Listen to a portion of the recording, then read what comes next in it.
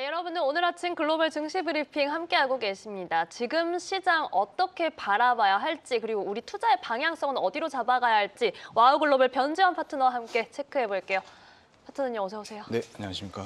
저희가 한 지난주까지만 해도 파트너님 모실 때 자꾸 시장이 약해서 저희가 단호한 한마디를 꼭 여쭙곤 했었는데 우선은 간밤에 좀 시장이 반등을 조금은 해줬습니다. 그리고 네네. 특히나 최근에 시장에 정말 이 약세가 짚었던 암호화폐 시장도 깜짝 반등을 좀 해줬는데 간밤의 흐름 실시간으로 어떻게 보셨어요?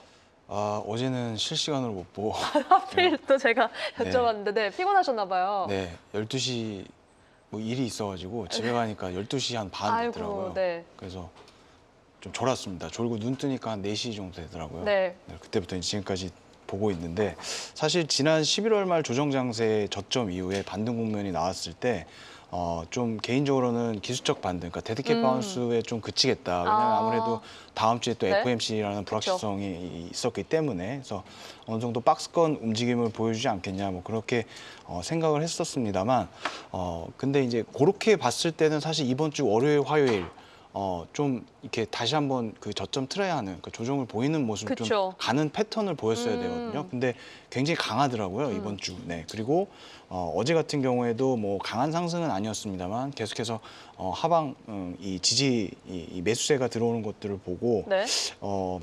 어떤 기술적 반등에 그치는 게 아니라 11월 말 저점을 외바닥으로 해서 외바닥 반등을 찍고 다시 고점을 향해 달려갈 수도 있겠구나라는 그런 좀 가능성을 확인할 수 있었던 장중 흐름이었다라고 보고 있고 다만 이제 기술주 외에 다른 어떤 테마주들이나 중소형주들 어제 러셀은 또 하락했거든요. 그래서 중소형주들은 지속적으로 좀 매물이 계속해서 소화되는 좀 그런 부담스러운 모습을 보이고 있어서 이런 부분들을 좀 어저께 좀 특징적인 부분이 아니었나 그렇게 좀 판단할 수 있을 것 같습니다. 네, 이렇게 간밤에 시장 흐름 이슈 좀 짚어주셨는데 또 이제는 다음 주로 FOMC가 진짜 코앞으로 훌쩍 다가왔습니다. 이런 가운데 이제 패드워치에서 점치고 있는 금리 인하 확률은 거의 90%에 육박한 상황. 시장은 이제는 좀 더 당연한 수준처럼 좀 받아들이고 있는 것 같은데 이 와중에 이제 트럼프 대통령이 이 연준 의장 후보가 한 명으로 좁혀졌다 이런 이야기가 나오기도 했어요. 그리고 원래는 연말 안에 발표할 거였지만 이제 내년에 발표를 하겠다. 1월에 발표하겠다. 그러면서 사실 지난주, 지지난주에도 파트너님이 저희 폴리마켓 이미지 보여주시면서 케빈 헤셋이 정말 높게 점쳐지고 네네. 있다는 부분 짚어주셨었잖아요. 네네네. 지금 뭐 한 명으로 좁혀졌을 뿐만 아니라 지금 이 발표 일정까지 좀 나름 구체적으로 좀 나오고 있거든요. 네. 그래서 이러한 것들이 시장에 다시 한번 또 금리 인하에 대한 기대감을 계속 주고 있는 상황이고 어저께 이제 외환 시장이나 채권 시장도 이런 흐름들을 반영하는 모습들을 보여줬습니다. 달러화 약세, 채권 금리 하락 이런 물론 소폭이지만 그래서 일정상 지금 FOMC와 뭐 캐비넷 그 스캇 베센트는 크리스마스 전에 발표한다 그랬고 그랬었죠. 예, 뭐 이제 트럼프는 또 1월 초에 한다고 했었는데 어찌됐든 FOMC 이후에요.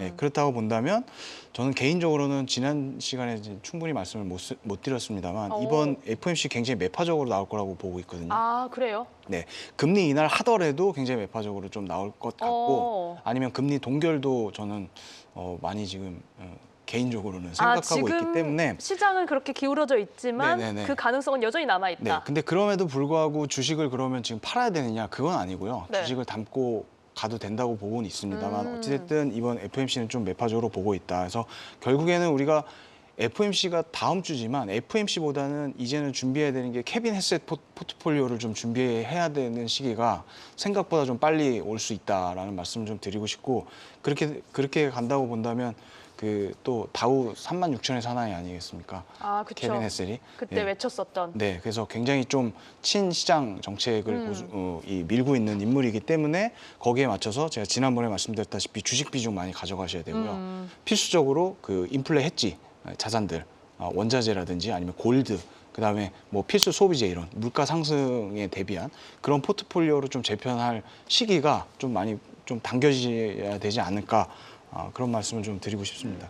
물가 상승과 지금 주식 비중을 늘리는 캐비넷의 시기를 대비하는 포트폴리오의 시간이 좀 빨라질 수 있다. 자, 그렇다면 지금 거기서 조금만 더 여쭤볼게요. 12월 FOMC가 그럼 그 전에 좀 더 매파적일 수 있다라는 거는 뒤에 워낙 완화적일 거기 때문에 여기서는 속도 조절을 한다 이렇게 해석해야 되는 거예요? 맞습니다. 그게 맞고 그리고 사실은 캐비넷에 대한 기대감뿐만 아니라 네. 11월 25일 날 지금 시장에서 별로 주목을 안 하고 있는데 그 SLR 완화했던 거 있잖아요. 저는 굉장히 맞아요. 좀 크게 보고 있는데 짚어주셨었죠. 그것도 있고요. 그다음에 지금 아시다시피 미국의 단기 자금 시장이 굉장히 타이트합니다. 네, 그래서 이런 부분들, 그러니까 QT 종료와 함께 파월이 자산 매입에, 그러니까 단기물 위주로 자산 매입 계획을 좀 얘기할 수도 있거든요. 그럼 어떻게 보면 이것도 시장 입장에선 선물인데, 그럼 SLR 선물, 단기 자금 시장에서 그 자산 매입도 선물, 그다음에 기대감, 여기다 금리 인하까지 한다고 하면 사실은 저는 파월이 그런 선택을 할 가능성은 굉장히 좀 낮다고 보고 있다. 그래서 동결로 가지만 그 외의 장치들이나 이런 것들이 있기 때문에 오히려 그 트럼프의 어떤 이런 정치적인 네. 그런 것들에 맞선 왜냐하면 이제 내년 5월이면 지금 거의 팔다리가 많이 잘렸어요. 파월이 지금 또. 거의 레임덕 시기처럼 여겨지고 있는 밑에서 상황이죠. 또 캐비넷이 또 치고 올라오기 때문에 그래서 파월이 그런 어떤 이런 어떻게 보면 시장의 버블을 야기할 수 있는 것들을 용인할까라는 생각을 좀 하게 되는 그런 부분들은 좀 있습니다. 파트너님, 이것도 제가 네. 꼬리 질문으로 좀 여쭤볼게요. 앞서 이번 12월 FOMC 여전히 금리 동결에 대한 가능성도 완전히 무시할 수는 없다. 네네. 매파적일 수도 있다라는 이야기 해주셨는데 그렇게 된다면 지금 시장에서는 이걸 좀 더 차갑게 매섭게 받아들이지 않을까 걱정도 되거든요. 지금 어쨌든 시장에서는 아까 말씀드렸다시피 거의 지금 금리 인하를 했습니다. 그러니까요. 네. 이미 프라이싱 됐기 때문에 만약에 동결을 하게 된다고 하면 그런 부분들이 리와인드 되면서 좀 급격한 조정이 나올 수도 있겠죠. 근데 이제 저는 사실은 네.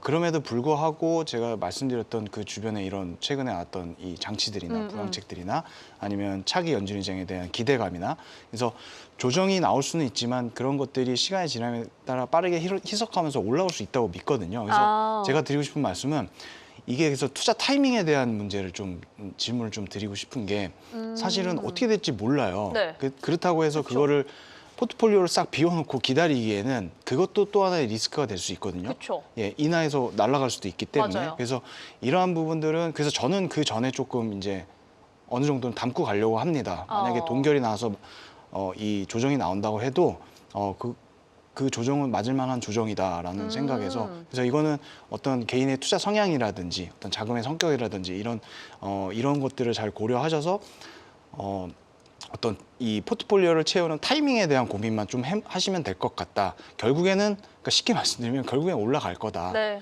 근데 이제 너무 재다 보면 또 그게 이제 포트폴리오 싹 비워놨는데 또 날아가 버리면 못 잡거든요. 그러면 심리상. 진짜 이제 포모 너무 세게 그래서 오는 거죠. 어느 정도는 FOMC 이전에 채워두시고 네. 그 이후에 그러니까 동결이 나온다고 해도 다시 이 연말이나 내년 초로 갈수록 다시 한번 또 시장은 계속 유동성이나 이런 부분들 때문에 올라갈 수 있다고 보기 때문에 네. 그냥 담으시고 그냥 맞으십시오. 알겠습니다. 만약에 동결을 해서 급격한 조정이 나오더라도 저희는 그거 약간 백신처럼 생각하면 될 것 같네요. 네네. 조금 아프더라도 결국은 회복할 것이다. 특히나 유동성에 대한 포인트도 짚어주셨습니다. 자, 이번에는 저희가 엔비디아에 대한 이야기를 좀 해보고 싶은데 엔비디아를 둘러싼 이슈가 안 나오는 날이 없는 것 같아요. 정말 구글에 대한 위협을 느끼는 그런 이야기들도 많이 있었지만 그래도 간밤에는 지금 UBS 컨퍼런스에서 다시 한번 AI 버블론 일축하고 우리의 범용성 반도체에 대해서 다시 한번 강조하고 이런 목소리를 내는 모습들을 보였습니다. 주가는 우선 소폭의 오름세로 마감을 했는데 지금 시점에 엔비디아 어떻게 보고 계세요?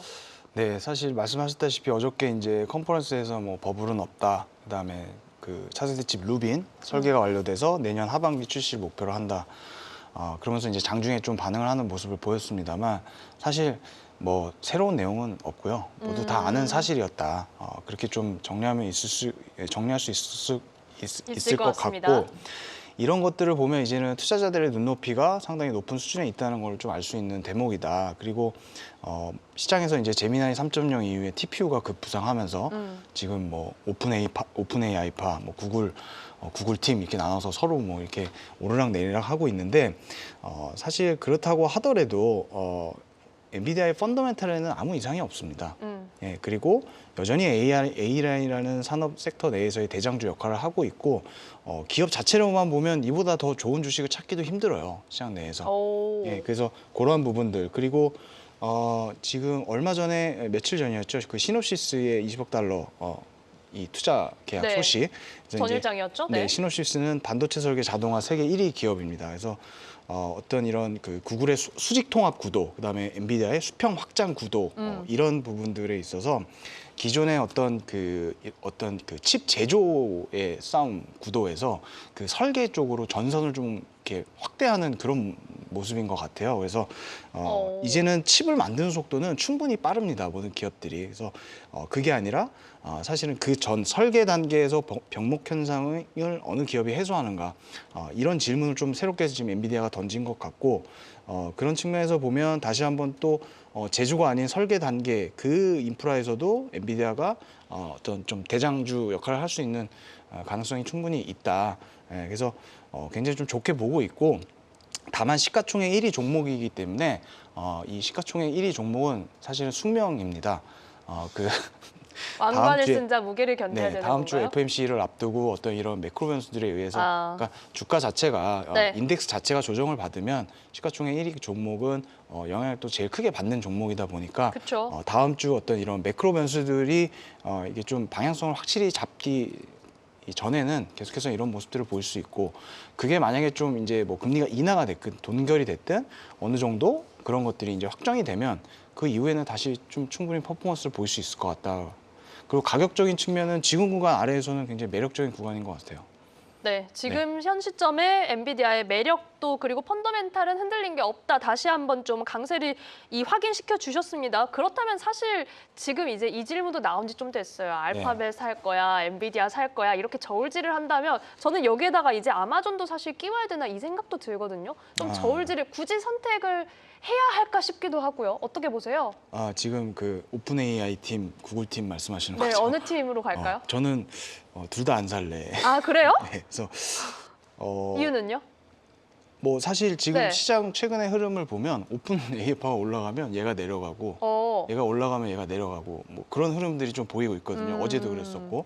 근데 이제 사실 그 뒤에서 이제 뒷짐지고 그쵸. 흐뭇한 미소를 짓고 있는 게 반도체 쪽입니다. 예, 그래서 저는 반도체 쪽을 더 추천드리고 만약에 이제 뭐 이렇게 꼭 진영을 구분지어서 이쪽이 좋다 저쪽이 좋다라기보다는 그냥 둘 다 커버할 수 있는 QQQ로 가는 게 제일 그래서 종목 사실 지금은 종목 선정을 잘못하면 굉장히 시장에 올라갔을 때 소외감을 느낄 수가 있어요. 약간 그렇게 좀 네. 시소 게임이 됐죠. 네, 그래서 물론 종목을 잘 찍어서 잘 맞추면 기대 수익률 자체는 크겠지만 그것보다는 아우를 수 있는 반도체나 아니면 QQQ나 네. 예, 그런 종목들로 접근하시면 좋을 것 같고 그리고 AI 산업이 간다고 보면 어쨌든 반도체라든지 전력이라든지 뭐 보안이라든지 이 필수적으로 같이 갈 수밖에 없거든요. 그래서 AI 쪽은 올해 4월 이후로 어찌됐든 너무 많이 올라왔던 부분들이 있어서 제가 지난번에도 말씀드렸지만 이제는 우리가 이제 작년하고 올해 봤었던 그런 어떤 상승 폭이나 이런 것들은 기대하지 않는 게 좋을 것 같습니다. 그래서 맞아요. 짚어주셨죠. 특히나 이제 페드의 어떤 이런 성격도 바뀌기 때문에 너무 그 구글이냐 뭐 엔비디아냐 이런 것들에 매몰되지 마시고 어떤 이런 ETF들이나 반도체 쪽으로 커버를 하시고 그 외에 원자재나 아니면 이런 뭐 그 제가 저번에 말씀드렸던 코스트코나 뭐 이런 필수 소비재 쪽 네. 이런 쪽으로 조합하시는 게 좀 좋지 않을까 어. 그런 말씀을 드리고 싶습니다. 네, 이렇게 저희는 시장 지금 어떻게 바라봐야 할지 이제는 시장이 달려가더라도 그 속도도 좀 달라질 거기 때문에 여기에서 저희가 또 한 번 주목할 수 있는 거는 반도체 쪽으로 전반적으로 아우르는 시각 혹은 소비재 쪽으로도 같이 체크를 해보겠습니다. 자, 그렇다면 이번에는 사실 테슬라, 마이클 버리, 테슬라 터무니없이 고평가돼 있다. 이 발언은 어떻게 보셨어요? 제가 예전에 테슬라 한번 저기했다가 엄청 욕을 먹었는데 저희 방송에서요? 뭐 아예 엄청이라뇨. 새로운 조금 새로운 뭐 문어 대가리가 나타났다 막 이런 댓글도 아이 있었는데 참. 어쨌든 그것 때문에 제가 이제 이런 말씀을 드리는 건 아니고 테슬라는 개인적으로 좋게 보고 있습니다. 아, 왜냐하면 그래요? 네. 이 사실 오. 테슬라가 고평가되지 않았던 때는 없어요. 아, 늘 항상 고평가였다. 고평가라는 어떤 그런 워딩을 달고 갔었던 주식이고, 미래를 보고 있으니까요. 네, 그리고 성장주 자체가 당연히 고평가될 수밖에 없습니다. 밸류에이션상. 그래서 지금 뭐 중국 쪽 매출이 아시다시피 뭐 중국 완성차 업체들이 올라오면서 좀 밀리는 부분들이 있습니다만, 뭐 지금 테슬라 들고 계시는 주주분들이 사실은 뭐 차를 얼마나 더 앞으로 많이 팔 거냐 이런 기대감에 들고 있는 분들은 거의 없으실 거예요. 그렇죠, 네.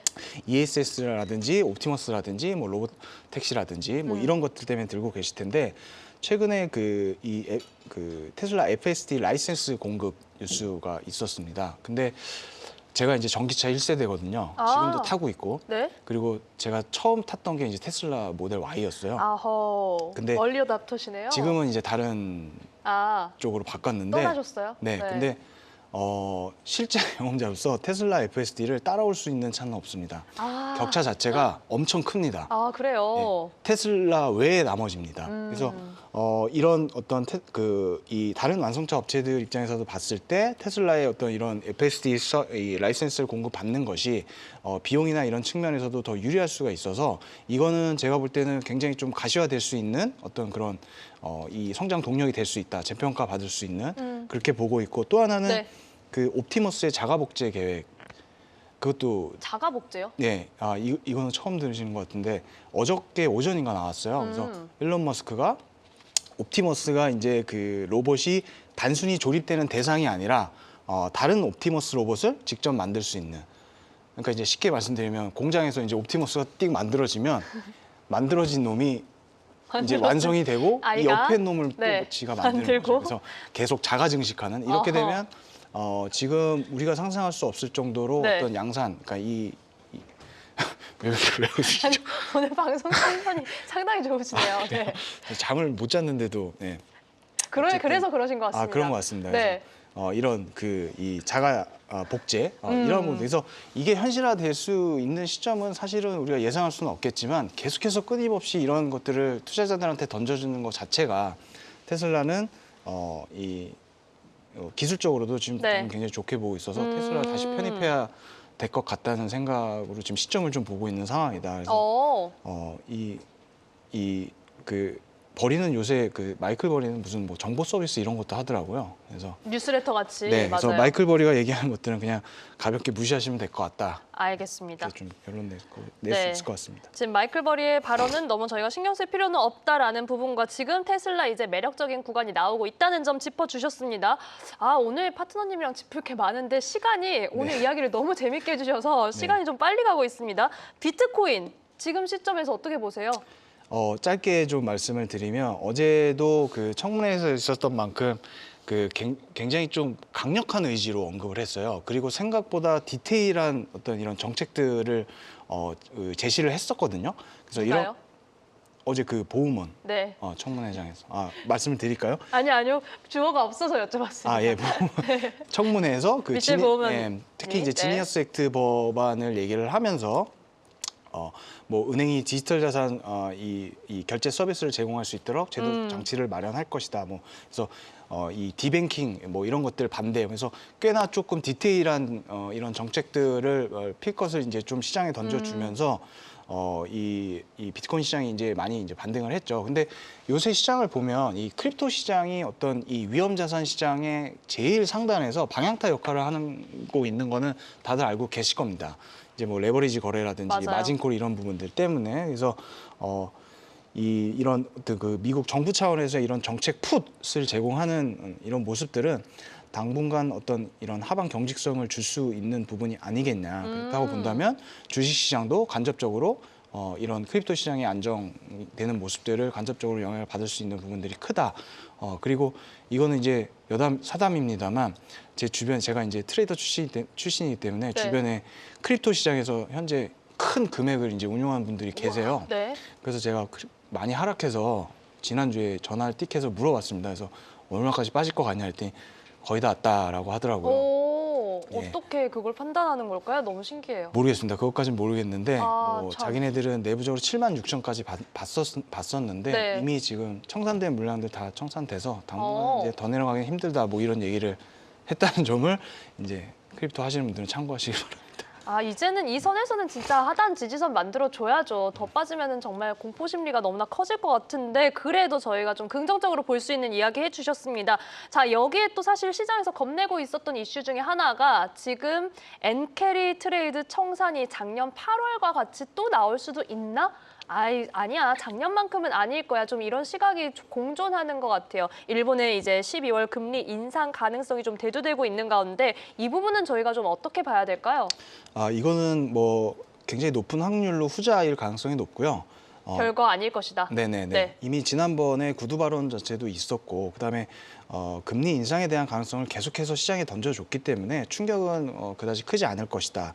그래서 금리는 인상하지만 또 재정은 또 엄청나게 풀고 있습니다. 그래서 뭐 이 주식시장이 크게 급락하는 이런 흐름들은 사실은 기대하기가 좀 힘들다. 그런 수준으로 가지는 않을 것이다라고 말씀드리고 싶고 그리고 이제 지난번에 베센트 장관이 9월 달에 그 일본 물가를 언급하면서 금리 인상 빨리 해라라고 약간 압박을 압박이, 했거든요. 네, 근데 있었죠. 그게 이제 베센트가 일본 국민들을 걱정해서 한 소리는 아니고 그렇죠. 예, 그 선진국들 중심으로 워낙 장기채 금리들이 지금 높은 수준에 있기 때문에 이러한 부분들을 이제 얘기를 했었던 건데 트럼프 행정부 자체가 임명 초기부터 계속 장기채 금리를 잡으려고 굉장히 좀 부단히 애를 쓰고 있었고 지금도 그런 상황입니다. 그래서 단기적으로는 어떤 이런 엔캐리 트레이드 청산에 대한 부분들 또 이런 부분들을 자극할 수는 있겠습니다만 중장기적으로는 일본의 어떤 이런 금리 인상 자체가 이런 기대 인플레를 낮추면서 글로벌 이 장기채 금리들이 지금 높아져 있는 이런 것들을 안정시킬 수 있다. 그래서 단순히 뭐 리스크 요인이다라고만은 볼 수 없다.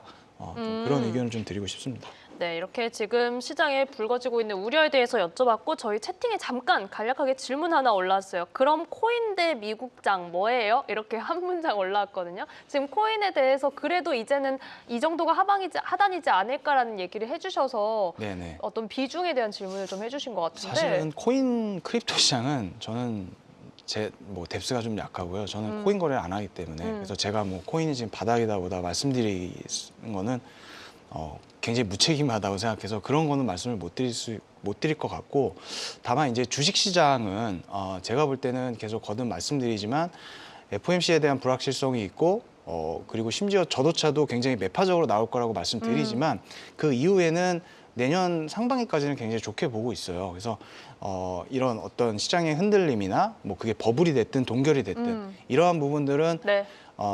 무서워하지 마시고 그냥 몸으로 좀 맞으셔도 좋을 것 같다. 그래서 너무 재다 보면 또 이제 이 닭주던 이렇게 지붕 쳐다보듯이 그쵸. 소모에 또 시달릴 수 있으니까 네. 그런 어느 정도 리스크를 감수하시고 포트폴리오를 좀 채워 나가셨으면 좋겠다. 다만 이제 또 말씀드립니다만 올해 계속해서 어떤 이 트렌드였던 그 AI라든지 반도체 몰빵 이런 것들에서는 좀 벗어나셔서 헤셋 포트폴리오 쪽으로 좀 다변화를 해야 된다. 그런 말씀 또 드리고 싶습니다. 증시에 대해 너무 겁내지 말자. 하지만 이제 포트폴리오 일변도는 좀 벗어나야 하는 그런 시점입니다. 케빈 헤셋의 시대를 준비해야 하는 상황. 자, 그렇다면 저희가 이제 수요일마다 이 FICC 외환 채권 원자재 전략 여쭙기로 했는데 네네. 이 부분을 좀 간략하게 들어볼 수 있을까요? 사실은 외환 시장이랑 채권 시장은 같이 엮여서 보면 될 것 같아요. 그래서 이 달러화 같은 경우도 지금 BOJ 이 금리 인상, 그다음에 다음 주 FMC 그래서 달러는 하락 요인이 지금 앞에 있고요. BOJ는 이제 그쵸. 인상이 있으니까 양쪽으로 찢어질 수 있는 부분들이 있습니다. 근데 네. 그럼에도 불구하고 어제는 달러 대비 엔화가 약세였어요. 차익 실현 매물들 나오면서 그래서 환 시장과 채권 시장은 동시에 다음 주 FOMC가 열리기 전까지는 계속해서 이런 조그만 크고 작은 이슈들에 의해서 그냥 잔파동이? 관망세 유지, 잔파동, 관망세 유입이 되면서 그런 흐름으로 좀 진행이 될 것 같고 네. 어느 한쪽으로 방향성이 진행된다기보다는 사실 원자재에 대한 얘기를 제가 또 오늘도 드려야 되는데 골드 같은 경우는 지금 어떤 요인을 보더라도 계속해서 위쪽으로 갈 수밖에 없는 그런 상황에 놓여 있는 것 같습니다. 그래서 골드는 밀리면 사야 됩니다. 이제. 네, 그래서 그래요? 그렇게 보고 있습니다. 제 밀리는 게 개인적으로. 어느 정도예요? 지금이 한번 저희가 국제 금 시세 한번 지금 보면은 네. 보여드리겠습니다. 제가 화면으로 준비하고 있는데 4,240선이거든요. 지금은 어느 정도를 선을 봐야 될지 사실 4,000선도 이제 4,240선인데 네. 이제는 어떤 박스권 흐름에서 벗어나서 위쪽으로 갈 수 있는 기술적인 이 모습도 보여주고 있거든요. 그래서 제가 볼 때는 4,150 정도까지 오면 네. 거기서는 한번 고려를 해보시는 게 좋을 것 같고 오, 네. 그리고 이게 금리를 동결하든 아니면 이 동결을 하면 물론 좀 밀릴 수는 있겠죠, 단기적으로는. 하지만 이제 제가 말씀드렸다시피 헤셋이 만약에 된다고 하면 금리는 낮추고 물가는 오를 거란 말입니다. 그렇죠. 금리를 낮추지 않더라도 물가는 오르거나 물가는 오르지 않더라도 금리는 내릴 거거든요. 어쨌든 그러면 네. 이 양 방향 모든 요인 자체가 이 앞에 실질 금리를 낮추는 효과를 가져오기 때문에 골드는 사실은 좀 긍정적으로 보고 있다. 그리고 인플레 해지 수단으로서 골드만한 자산이 없기 때문에 골드는 계속해서 밀리면 좀 사야 되는 그런 좀 마음가짐으로 좀 대하는 게 좋을 것 같다라는 네. 말씀을 드리고 싶어요. 네. 천연가스 얘기하면 좀 길어질 것 같으니까 천연가스 제가 금요일 날 말씀드리겠습니다. 알겠습니다. 금요일에 천연가스 저희가 꼭 한번 체크를 좀 해보겠고요. 지금 골드는 밀리면 사자라는 의견 얘기해 주셨습니다. 자, 오늘장 대응 전략 정말 한마디만 부탁드릴게요. 네, 오늘 ADP 민간 고용이랑 ISM 제조업 지수가 발표가 되는데 사실은 고용 관련한 지표는 지금 FOMC 이후로 밀려있기 때문에 ADP 민간 고용이 발표가 되면 순간적으로 시장의 변동성을 보일 수 있습니다. 그래서 오늘도 밀리면 사자. 그래서 지표가 발표될 때 시장이 순간적으로 밀리면 거기서는 이제 사자 대응으로 단기적인 전략은 좀 그렇게 드리고 싶습니다. 네, 밀리면 사자 역시 다시 한번 얘기를 해주셨으니까 오늘장 대응에 참고를 해보시기 바랍니다. 저희 와우글로벌 변지환 파트너와 시장 대응 함께하는 방법은 잠시 후에 화면으로 함께 보내드릴게요. 자, 오늘 보내드리겠습니다. 와우글로벌 변지환 파트너와 함께 했고요. 전화 02-3490-5049로 전화 주시면 됩니다. 파트너님 오늘 말씀 고맙습니다. 네, 고맙습니다.